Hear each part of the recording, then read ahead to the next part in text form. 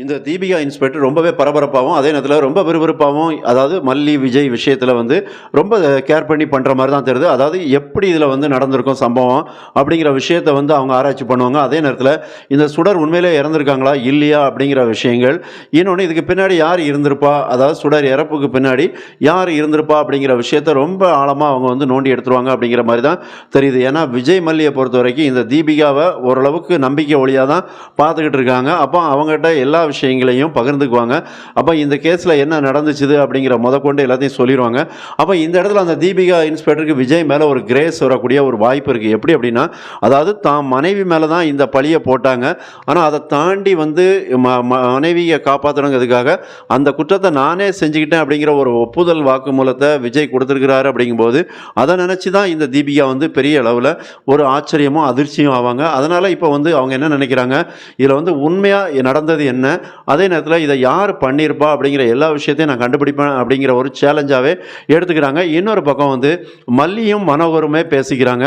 அவங்க எப்படி நினைக்கிறாங்க அப்படின்னா, அதாவது மனோகர்கிட்ட மல்லி சொல்லக்கூடிய விஷயம் என்னவா இருக்கும் அப்படின்னா, கதிரேசன் மேலே உள்ள சந்தேகம். அப்போ அதை கிளியர் பண்ணணும்னா மனோகரால் தான் முடியும். அப்போ மனோகர் வந்து கதிரேசன்ட்ட நேரடியாக பேசும்போது அது அவருக்கு ஒரு பெரிய அதிர்ச்சியாக இருக்கும். ஏன்னா கதிரேசன் இது வரைக்கும் வெளியில் யாருக்கிட்டையுமே சுடர் என்னக்கிட்ட பணம் கேட்டு மிரட்டினாங்க அப்படிங்கிற விஷயத்த சொல்லவே இல்லை. இப்போ இந்த விஷயம் தெரிஞ்சிருக்கு அப்படிங்கும்போது வெண்பா வந்து பொய் சொல்லுவாங்க அப்படிங்கிற மாதிரி ஏதாவது ஒன்று அவங்க பொய் சொல்லுவாங்கிறத விட சின்ன குழந்தை என்ன நாங்கள் பேசிட்டு இருந்ததை தெரியாமல் அது வேறு மாதிரி சொல்லியிருக்கோம் அப்படிங்கிற மாதிரி வெண்பா மேலே தூக்கி போடுவாங்க கதிரேசன் வந்து.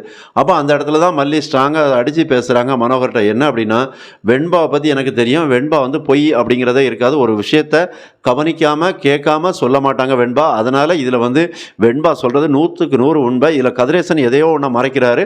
அதனால் நீங்கள் கொஞ்சம் கதிரேசனை ஃபாலோ பண்ணிங்கன்னா ஆட்டோமேட்டிக்காக நமக்கு நிறைய விஷயங்களில் உண்மை வெளிவரும் அப்படின்னு நினைக்கிறாங்க. அப்போ இவங்க கதிரேசன் கூட வந்து சுடரை காலி பண்ணியிருக்கலாம் அப்படிங்கிற சந்தேகம் இவங்களுக்கு வருது. அப்போ இப்போ கதிரேசனுமே கொஞ்சம் உஷாராவார். எப்படி அப்படின்னா, ஏன்னா இப்போ மனோகருக்கும் மல்லிக்கும் நம்ம மேலே ஒரு சந்தேகம் வந்திருக்கு அப்படிங்கிறது. ஏன்னா அவரை பொறுத்த வரைக்கும் ஜெயிலுக்கு போகணும்லாம் அவர் ஆசைப்பட மாட்டார். அவங்க வந்து மல்லி பேருந்தால் கூட தேவலாம் அப்படின்னு நினச்சிருப்பாங்க. ஆனால் அவங்க மருமகன் விஜய் போனது அவங்களுக்கு கொஞ்சம் கஷ்டமாக இருந்திருக்கு. இருந்தாலும் அவர் வந்து கமுக்கமாக இருக்கிறாரு. அதை பார்த்தா அவர் தான் எதுவும் பண்ணியிருப்பாரோ அப்படிங்கிற மாதிரி என்ன தோணுது. இருந்தாலும் இப்போ இதில் ஒரு சுவாரஸ்யமான விஷயம் நடக்கும் அப்படிங்கிறது தெரியுது. ஒரு முக்கியமான எவிடன்ஸ் வந்து மல்லி கைக்கு வந்து சேரும் அப்படிங்கிற மாதிரி தான் தெரியுது. இதுக்கு இடையில தான் மல்லிக்கு ஒரு முக்கியமான இப்போ ஆதாரம் ஒன்று கிடைக்கும் அப்படிங்கிற மாதிரி தான் தெரியுது. அந்த ஆதாரத்தை வச்சு தான் அதன் பிறகு சில மூவ் பண்ணுவாங்க. ஏன்னா இப்போ அவங்கள பொறுத்த வரைக்கும் ரகுவோ இல்லை சுடரோ அப்படிங்கிறது அவங்கள ஈஸியாக அவங்கள எதுவுமே விசாரிக்க முடியாது அப்படிங்கிற எண்ணத்தில் தான் இருக்காங்க.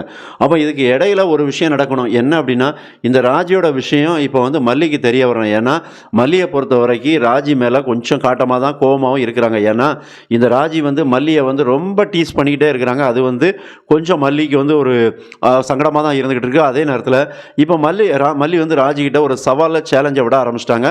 சீக்கிரத்தில் இதில் யார் யார் உள்ளே போகிறாங்க அப்படிங்கிறது தெரிய வரும். அப்படிங்கும்போது அது ராஜிக்கு ஒரு பக்குன்னு அடிக்க தான் செய்யும். சீக்கிரமாக வந்து ராஜி பற்றின விஷயங்கள் எல்லாமே மல்லிக்கு தெரிஞ்சால் அது ரொம்பவே நல்லாயிருக்கும். அதே நேரத்தில் விஜய் வெளியே வர்றதுக்கும் பெரிய உதவியாக இருக்கும். மறக்காமல் சப்ஸ்கிரைப் பண்ணுங்கள், கமெண்ட் பண்ணுங்கள். நன்றி.